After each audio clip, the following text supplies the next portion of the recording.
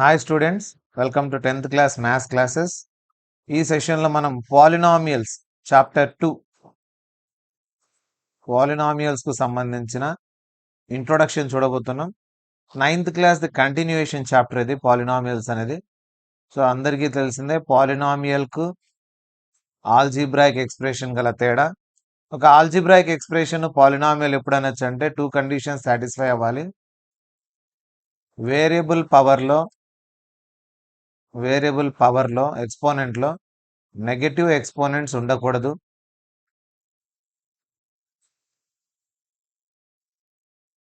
No negative exponents. ఇంకొకటి variable పవర్లో అంటే ఎక్స్పోనెంట్లో ఫ్రాక్షనల్ ఎక్స్పోనెంట్స్ కూడా ఉండకూడదు. No fractional exponents. ఈ రెండు కండిషన్స్ సాటిస్ఫై అయితే ఏ ఆల్జిబ్రాయిక్ ఎక్స్ప్రెషన్ అయినా మనం పాలినామియల్ అనొచ్చు.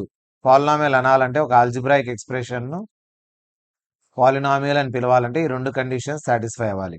అంటే వేరియబుల్ ఎక్స్ కానీ వై కానీ జెడ్ కానీ ఏదైనా వేరియబుల్ ఇచ్చింటాడు కదా, దాని పవర్లో నెగిటివ్స్ ఉండకూడదు. ఇలాగా అంటే 1/x² ఇలా ఉండకూడదు. ఇలా ఉంటే పాలినామియల్ కాదు. అలాగే ఎక్స్ పవర్లో ఫ్రాక్షన్ ఉండకూడదు. ఇలా ఉన్నా పాలినామియల్ కాదు. సో ఈ కేసెస్లో మనం పాలినామియల్ అనము, అది ఓన్లీ ఆల్జిబ్రాయిక్ ఎక్స్ప్రెషన్ అవుతుంది. కాబట్టి పాలినామియల్ కావాలంటే ఈ రెండు కండిషన్స్ సాటిస్ఫై అవ్వాలి. ఇది 9th క్లాస్లో మీరు చూసిందే. తర్వాత పాలినామియల్స్ టైప్స్గా డివైడ్ చేసేది రెండు రకాలుగా డివైడ్ చేస్తాడు. ఒకటి టర్మ్స్ను బట్టి, ఇంకొకటి డిగ్రీని బట్టి. సో టర్మ్స్ను బట్టి ఎన్ని రకాల పాలినామియల్స్ ఉన్నాయంటే, ఒకే ఒక టర్మ్ ఉంటే దాన్ని మనం ఏం పిలుస్తామంటే మోనోమియల్ అని పిలుస్తాం. రెండు టర్మ్స్ ఉంటే బైనామియల్, మూడు టర్మ్స్ ఉంటే ట్రైనామియల్, మూడు కంటే ఎక్కువ ఎంత ఉన్నా కూడా దాన్ని ఏమని పిలుస్తామంటే మల్టీనామియల్ అంటాం. అలాగే డిగ్రీని బట్టి అంటే హైయెస్ట్ పవర్ ఆఫ్ వేరియబుల్కి ఉండే హైయెస్ట్ పవర్నే మనం డిగ్రీ అంటాం. డిగ్రీ 0 అయితే కాన్స్టాంట్ పాలినామియల్ అంటాం. డిగ్రీ 1 అయితే లీనియర్ పాలినామియల్. డిగ్రీ 2 అయితే క్వాడ్రాటిక్ పాలినామియల్. డిగ్రీ 3 ఉంటే క్యూబిక్ పాలినామియల్. అండ్ డిగ్రీ 4 ఉంటే బై క్వాడ్రాటిక్ పాలినామియల్. ఇంకా మిగతా హయ్యర్ డిగ్రీ పాలినామియల్స్ అని పిలుస్తాం. By quadratic. కాన్స్టాంట్ అంటే ఉత్త కాన్స్టాంట్ ఉంటుంది అనమాట. లీనియర్ జనరల్ ఫామ్ ఏమి a x plus b. Quadratic general form వచ్చేసి ax² + bx + c. Cubic ax³ bx² cx + d. Biquadratic అంటే పవర్ 4 వస్తుంది. ax⁴ bx³ cx² dx. ఇవి జనరల్ ఫామ్స్. ఇంకా మోనోమియల్ అంటే టర్మ్కు మధ్య ప్లస్ కానీ మైనస్ కానీ ఉంటే, ఇప్పుడు ఇది మధ్యలో ప్లస్ ఉంది, ఇదొక టర్మ్ ఇదొక టర్మ్, 2 టర్మ్స్ ఉన్నాయి బైనామియల్ అంటాం. 3 టర్మ్స్ ట్రైనామియల్, 4 టర్మ్స్ మల్టీనామియల్, ఇలా పిలుచుకుంటాం. మీకు వచ్చేసి ఇప్పుడు సిలబస్లో మనకు ఉండే దాంట్లో లీనియర్, క్వాడ్రాటిక్, క్యూబిక్, ఈ మూడిట్లో మెయిన్గా క్వాడ్రాటిక్ క్యూబిక్ పైన ఎక్కువగా మనకు ప్రాబ్లమ్స్ వస్తాయి ఈ చాప్టర్లో. సో అన్నిటి గురించి ఒక ఐడియా ఉండాలి. లీనియర్ అంటే ఈ ఫామ్ ఉంటుంది, క్వాడ్రాటిక్, క్యూబిక్. వీటికి రూట్స్ ఎలా ఉంటాయి? ఆ రూట్స్ అంటే జీరోస్ అంటాం రూట్స్నే మనం. వీటికి జీరోస్ ఏమేమి ఉంటాయి, ఎన్ని జీరోస్ ఉంటాయి, ఎలా కనుక్కోవాలి అనేది ఈ చాప్టర్కి సంబంధించింది. ఫస్ట్ లీనియర్ పాలినామియల్కు జీరోస్ ఎలా కనుక్కోవాలి.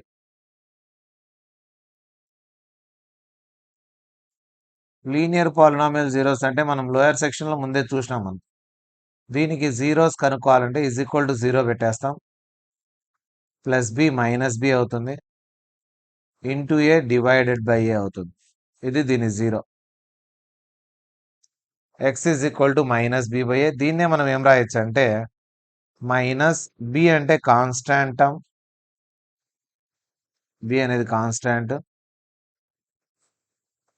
డివైడెడ్ బై a అనేది coefficient of x.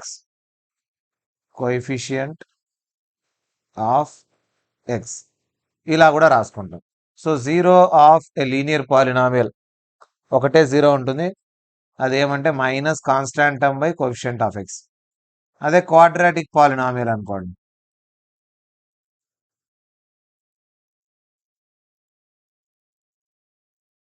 Quadratic polynomial అంటే ఏ ఫామ్ లో ఉంటుంది? General form a x square plus b x plus c. దీనికి జీరోస్ కనుక్కోవాలంటే డైరెక్ట్ గా మనకు ఫార్ములా ఉంది, minus b plus or minus root of b square minus 4ac by 2a.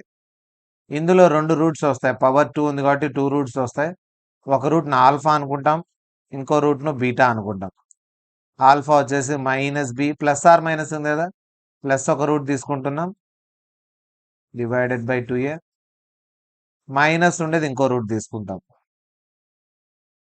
So మొత్తం మీద 2 రూట్స్ ఉంటాయి ఆల్ఫా బీటా అనేటివి.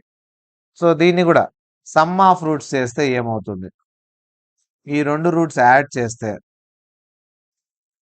ఈ రెండు సేమ్ క్యాన్సిల్ పోతాయి, బి 2b ఉంటుంది, 2b బై 2a, 2 క్యాన్సిల్ పోతే minus B by A. Sum of roots అంటే ఆల్ఫా బీటా రెండింటిని యాడ్ చేస్తే వచ్చేది అని, minus B by A. So alpha plus beta అంటే మైనస్ బి బై ఏ రాసుకుంటాం. ఇక్కడ బి అంటే X coefficient of X by A అంటే కోఎఫిషియంట్ ఆఫ్ ఎక్స్ స్క్వేర్ అని రాసుకుంటాం. ఎక్స్ ముందర ఉండేది ఎక్స్ స్క్వేర్ ముందర ఉండేది రాసుకొని బయట మైనస్ పెడితే మనకు సమ్ ఆఫ్ రూట్స్ వస్తుంది. అలాగే ప్రోడక్ట్ ఆఫ్ రూట్స్ అంటే ఈ రెండింటిని మల్టిప్లై చేస్తే వచ్చేది ఆల్ఫా బీటా కనుక్కోవడానికి ఫార్ములా సి బై ఏ. అంటే ఏ ప్లస్ బి ఇంటూ ఏ మైనస్ బి ఫార్ములా లాగా వచ్చి అన్ని క్యాన్సిల్ వెళ్ళిపోయి లాస్ట్కు సి బై ఏ మిగులుతుంది. ఇక్కడ సి అంటే ఏమని? కాన్స్టాంట్ టర్మ్, సి అంటే కాన్స్టాంట్ టర్మ్ బై ఏ అంటే ఏముంది? Coefficient of X square. So ఇది alpha beta. Alpha plus beta sum of roots, product of roots రెండు కూడా ఈ చాప్టర్లో మనం ఎక్కువగా యూజ్ చేస్తాం. ఈ రెండు తెలిసినప్పుడు క్వాడ్రాటిక్ ఈక్వేషన్ అడిగాడు అనుకోండి, క్వాడ్రాటిక్ పాలినామియల్ అంటే సమ్ ఆఫ్ రూట్స్ ఇచ్చాడు వాడే, ప్రోడక్ట్ ఆఫ్ రూట్స్ ఇచ్చేస్తాడు, క్వాడ్రాటిక్ పాలినామియల్ కనుక్కోమన్నాడు అనుకోండి. సమ్ ఆఫ్ రూట్స్ ఇచ్చేసినాడు, ప్రోడక్ట్ ఆఫ్ రూట్స్ ఇచ్చేసి క్వాడ్రాటిక్ పాలినామియల్ కనుక్కోమంటే direct formula X square minus sum of roots into X plus product of roots is equal to 0. ఈ ఫార్ములాని వాడుకుంటాం మనం. క్వాడ్రాటిక్ పాలినామియల్ కనుక్కోవాలి, sum of roots product of roots ఇచ్చినప్పుడు ఇది formula X square minus alpha plus beta into X plus alpha beta is equal to 0. Clear కదా? Linear polynomial దాని 0, quadratic polynomial దానికి ఉండే రెండు జీరోస్, వాటి సమ్ ఎంత, వాటి ప్రోడక్ట్ ఎంత. ఒకవేళ క్వాడ్రాటిక్ పాలినామియల్ కనుక్కోమంటే ఎలా కనుక్కోవాలి?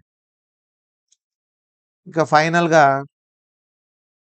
Cubic polynomial.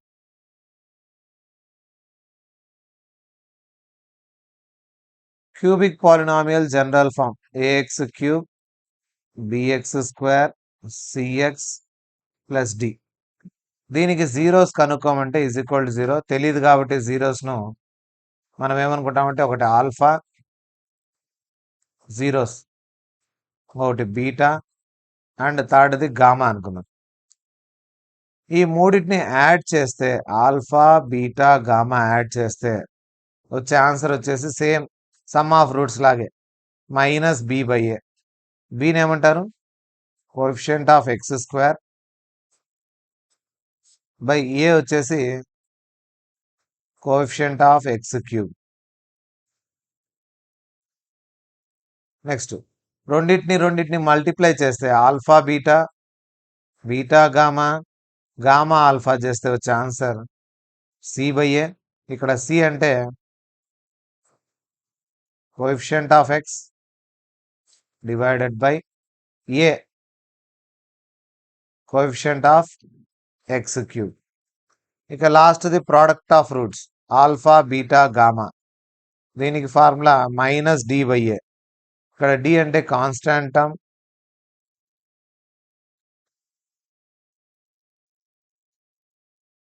డివైడెడ్ బై ప్రతిసారి ఏనే కోఎఫిషియంట్ ఆఫ్ ఎక్స్ క్యూబ్. ఇలా cubic polynomial some of roots, product of roots ఈ విధంగా కనుక్కుంటాం. క్యూబిక్ పాలినామియల్ రూట్స్ వచ్చేసి ఆల్ఫా బీటా గామా. రూట్స్నే మనం ఏమంటాం? జీరోస్ అని పిలుస్తాం. ఏమని పిలుస్తారు వీటిని? జీరోస్ అన్నా, ఫ్యాక్టర్స్ అన్నా, రూట్స్ అన్నా అంతా ఒకటే. Zeros, factors, roots. సో మూడు ఒకే మీనింగ్లో వాడుతుంటాం. జీరోస్ అంటే వాల్యూ సబ్స్టిట్యూట్ చేస్తే జీరో వచ్చేది. ఆల్ఫా వాల్యూ ఇక్కడ వేస్తే జీరో వస్తుంది అని. బీటా వాల్యూ ఇక్కడ సబ్స్టిట్యూట్ చేస్తే జీరో వస్తుంది. గామా వేస్తే జీరో వస్తుంది. ఈ మూడు యాడ్ చేస్తే వచ్చే ఆన్సర్ -b/a. ఒక్కొక్క దాన్ని ఇంకో దాంతో యాడ్ చేస్తూ మల్టిప్లై చేస్తూ యాడ్ చేస్తే వచ్చేది c/a. మూడింటిని మల్టిప్లై చేస్తే వచ్చేది -d/a. ఇది కోఎఫిషియంట్స్కు ఏం సంబంధం ఉందంటే డైరెక్ట్గా ఈ ఫార్ములా -b/a ఎక్కడి నుంచి వచ్చిందంటే x² coefficient by x³ coefficient. c/a అంటే x coefficient by x³ coefficient. -d/a అంటే minus constant term by x³ coefficient. So ఈ మూడింటి గురించి మనకు బాగా ఐడియా ఉండాలి. లీనియర్, క్వాడ్రాటిక్ అండ్ క్యూబిక్, ఈ మూడే మెయిన్గా మనకి ఈ చాప్టర్లో కవర్ అయ్యేది. ఇక ఫైనల్గా number of zeros of A polynomial. ఒక పాలినామియల్ను చూసి ఎన్ని జీరోస్ ఉన్నాయి ఎలా కనుక్కుంటామంటే చూస్తూనే కనుక్కోవాలంటే ఎక్స్ పవర్ చూస్తాం. ఎక్స్ పవర్ హైయెస్ట్ ఎంత ఉందో అంత. ఫర్ ఎగ్జాంపుల్ క్వశ్చన్లో x³ కనిపించింది అనుకోండి, దీనికి అట్మోస్ట్ ఫైనల్గా ఎన్ని ఉంటాయి రూట్స్? 3 రూట్స్, అంటే 3 జీరోస్ ఉంటాయి. 3 కంటే ఎక్కువ జీరోస్ ఉండవు, 3 జీరోసే ఉంటాయి. అవి ఈక్వల్గా ఉండొచ్చు, డిఫరెంట్గా ఉండొచ్చు, 3 జీరోస్ అయితే ఉంటాయి. x⁴ ఉంటే 4 జీరోస్ ఉంటాయి. అలా పవర్ను చూసి, హైయెస్ట్ పవర్ను చూసి మనం నంబర్ ఆఫ్ జీరోస్ చెప్పేయచ్చు పాలినామియల్ ఈక్వేషన్ చూసి. అలా కాకుండా గ్రాఫ్ చూసి చెప్పంటాడు. ఒక గ్రాఫ్ ఇస్తాడు పాలినామియల్కు, పాలినామియల్ తీసుకొని దాన్ని గ్రాఫ్గా వేస్తాడు. ఇప్పుడు y x అనే పాలినామియల్ తీసుకొని ఒక గ్రాఫ్ వేసినాడు అనుకుందాం. y x గ్రాఫ్ వేస్తే 0 0 1 1 అన్ని ఇట్లా వస్తాయి కదా, ఇట్లా వస్తుంది graph. x axis, y axis, ఒక గ్రాఫ్ ఇలా ఇచ్చాడు. ఇది ఎన్ని చోట్ల x యాక్సిస్ను టచ్ అవుతుందో చెక్ చేయాలి. x యాక్సిస్ను ఒక చోటే టచ్ అవుతుంది కాబట్టి దీనికి జీరోస్ ఎన్ని ఉంటాయంటే ఒక జీరోనే ఉంటుంది. అది కూడా ఏమి ఇక్కడ 0. ఒకవేళ గ్రాఫ్ ఈ విధంగా ఇచ్చాడు అనుకోండి, పారాబోలా వచ్చింది గ్రాఫ్ వేసింటే, దీనికి ఎన్ని జీరోస్ ఉన్నాయని అడుగుతాడు. సో జీరోస్ ఎన్ని ఉన్నాయంటే నంబర్ ఆఫ్ జీరోస్. ఎక్స్ యాక్సిస్లో ఇచ్చిన గ్రాఫ్ ఎన్ని పాయింట్స్ దగ్గర టచ్ అవుతుందో, ఎన్ని పాయింట్స్ దగ్గర టచ్ అవుతుంది, ఇక్కడ ఒక పాయింట్, ఈ 2 పాయింట్స్ దగ్గర టచ్ అవుతుంది ఎక్స్ యాక్సిస్లో ఈ గ్రాఫ్. కాబట్టి నంబర్ ఆఫ్ జీరోస్ ఏమవుతాయి? 2 జీరోస్. ఇవి ఏంటివంటే ఇక్కడ ఉండే పాయింట్, ఒకవేళ 0 1 2 3 ఇలా ఇచ్చాడు అనుకో. ఇప్పుడు జీరోస్ ఏంటివి అంటే 1, 3.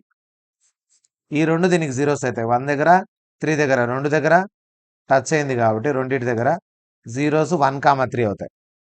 ఇలా ఒక గ్రాఫ్ ఇచ్చేసి నంబర్ ఆఫ్ జీరోస్ అడుగుతూ ఉంటాడు. మనకి ఎక్సైజ్లో కూడా ప్రాబ్లమ్స్ ఉన్నాయి, కొన్ని ఎగ్జాంపుల్స్ కూడా ఉన్నాయి. ఇలా ఒక గ్రాఫ్ ఇచ్చాడు, దీనికి ఎన్ని జీరోస్ ఉన్నాయన్నాడు. X Y. మనం చెక్ చేయాల్సింది ఏంటి? ఎక్స్ యాక్సిస్లో గ్రాఫ్ ఎన్ని చోట్ల టచ్ అయింది. ఎక్స్ యాక్సిస్ మాత్రమే చూడాలి, వై యాక్సిస్ చూడకూడదు. ఎక్స్ యాక్సిస్లో ఎన్ని చోట్ల టచ్ అయ్యంటే అన్ని జీరోస్. ఇక్కడ నంబర్ ఆఫ్ జీరోస్ ఎన్ని జీరోస్ ఉన్నాయి? ఒక జీరో ఉంది. ఎక్కడుందంటే ఇక్కడ పాయింట్స్ ఇచ్చినాడు అనుకోండి, -1. సో జీరోస్ ఏమేమి ఉన్నాయి అంటే ఒకటే ఒక జీరో, -1 అనేది ఒక జీరో. ఇలా డిఫరెంట్ గ్రాఫ్స్ ఇచ్చి దీనికి జీరోస్ కనుక్కోండి అంటాడు. ఇప్పుడు ఇంకో గ్రాఫ్ ఇస్తాను చూడండి, దీనికి ఎన్ని జీరోస్ ఉన్నాయి అంటాడు. ఈ గ్రాఫ్ను చూసిన వెంటనే మనం చెక్ చేయాల్సింది ఏమంటే ఎక్స్ యాక్సిస్లో ఎన్ని చోట్ల టచ్ అయింది. 1 2 3 4 5. దీనికి ఎన్ని జీరోస్ ఉంటాయి? 5 జీరోస్ ఉంటాయి. సో గ్రాఫ్ను చూసిన వెంటనే ఒక పాలినామియల్ గ్రాఫ్ను మనం జీరోస్ని ఎలా కనుక్కోవాలంటే ఈ విధంగా కనుక్కోవాలి. ఎక్స్ యాక్సిస్ను ఇచ్చిన గ్రాఫ్ ఎన్ని చోట్లయితే టచ్ అవుతుందో ఆ టచ్ అయిన పాయింట్ల దగ్గర అంతా కూడా ఏమున్నట్లు జీరోస్ ఉన్నట్లు. జీరోస్ అంటే మీనింగ్ ఏమంటే ఒక పాలినామియల్ ఈక్వేషన్కు జీరో అంటే మీనింగ్ ఏం? ఇప్పుడు 3x - 6కు జీరో x = 2 అనేది ఒక జీరో అవుతుంది అన్నాడు. ఎలా చెక్ చేయాలి ఇది జీరో అవుతుందా లేదా అనేది? ఈ x = 2 తీసుకొచ్చి దీంట్లో సబ్స్టిట్యూట్ చేయాలి. సబ్స్టిట్యూట్ చేస్తే ఆన్సర్ ఏమొచ్చింది? జీరో వచ్చింది. సో x = 2 వేసుకున్నప్పుడు జీరో వచ్చింది కాబట్టి x = 2 అనేది ఒక జీరో. జీరో అంటే ఫ్యాక్టర్ అని మీనింగ్ ఆర్ రూట్ అని మీనింగ్. జీరో తెప్పించేది. ఫర్ ఎగ్జాంపుల్ దీనికి x = 3 జీరో అవుతుందా అని చెక్ చేయమన్నాడు అనుకోండి. x ప్లస్లో 3 పెట్టుకుంటే 3 3s are 9. 9లో 6 పోతే 3 which is not equal to zero is not a zero అంటాం. x = 3 is not a zero ఎందుకంటే 3 సబ్స్టిట్యూట్ చేసినప్పుడు ఆన్సర్ జీరో రాలేదు. ఇలాగా ఈ చాప్టర్లో మనం ఏం చేస్తాం? y = x². y = x² తీసుకొని ఒక గ్రాఫ్ వేసి చూస్తాం వాల్యూస్ తీసుకొని. అంటే xకు yకి వాల్యూస్ తీసుకుంటాం. x 0 తీసుకున్నాం అనుకో 0² 0, 1 తీసుకుంటే 1², 2 తీసుకుంటే 2², 3 తీసుకుంటే 3², అలా మైనస్లు తీసుకుంటే మైనస్ల స్క్వేర్లు తీసుకొని గ్రాఫ్ లాగా వేయడానికి ట్రై చేస్తే మనకు ఎలా వస్తుంది ఈ గ్రాఫ్ అంటే y = x² ఉండేది ఏం గ్రాఫ్ ఫామ్ అవుతుంది అనేది కనుక మనం చెక్ చేసినట్లయితే 0 0 1 1 2 4 ఇంతవరకు చాలండి -1 1 -2 4 వీటినంతా కలుపుతూ ఒక గ్రాఫ్ లాగా వేస్తే మనకు ఒక పారాబోలా షేప్ వస్తుంది. U shape. ఈ యూ షేప్నే మనం ఏమంటామంటే పారాబోలా అంటాం. పరావలయం పారాబోలా అని పిలుస్తాం. సో y = x² గ్రాఫ్ వేసిన x = y² గ్రాఫ్ వేసిన మనకు వచ్చేటివన్నీ ఏంటివి? పారాబోలాస్. సో ఎటుపక్క వస్తాయి అంటే ఇప్పుడు y = x² తీసుకుంటే పైన పక్క వస్తుంది ఇలాగా. ఇది y = x². అదే y ప్లస్ కాకుండా -x² తీసుకుంటే ఇటుపక్క వస్తుంది. y = -x². For example y కాకుండా x తీసుకొని వేసినాం అనుకోండి ఇటుపక్క వస్తుంది x y². అదే ప్లస్ కాకుండా మైనస్ తీసుకుంటే ఇటుపక్క వస్తుంది గ్రాఫ్. ఇవన్నీ పాసిబుల్ పారాబోలాస్ వీటికి. ఇలా ఉండే ఈక్వేషన్ y = x² ఉంటే పాజిటివ్ y యాక్సిస్ పైన వస్తుంది. y = -x² వస్తే నెగిటివ్ y యాక్సిస్ వైపుకు. x y² గ్రాఫ్ వేస్తే positive x axis, x -y² వేస్తే నెగిటివ్ x యాక్సిస్. ఇవన్నీ ఏంటివంటే parabolas. So quadratic equation y = x² ఫామ్లో ఉండే క్వాడ్రాటిక్ ఏది తీసుకున్నా కూడా మనకు పారాబోలా షేప్ వస్తుంది. So this is all about chapter 2 introduction. మనకు టైప్స్ ఆఫ్ పాలినామియల్స్ తెలియాలి, లీనియర్, క్వాడ్రాటిక్, క్యూబిక్ వాటి ఫార్ములాస్, జీరోస్ ఎలా కనుక్కోవాలి, గ్రాఫ్ను చూసిన వెంటనే నంబర్ ఆఫ్ జీరోస్ ఎలా కనుక్కోవాలి, ఇవి తెలిస్తే మనం ఈ చాప్టర్ అంతా కూడా వెరీ సింపుల్, చాలా ఈజీగా ఈ చాప్టర్లో ఉండే 2 ఎక్సర్సైజ్లు మనం సాల్వ్ చేసుకోవచ్చు. నెక్స్ట్ సెషన్లో మనం ఎక్సర్సైజ్ 1కు సంబంధించిన ప్రాబ్లమ్స్ చేస్తాం.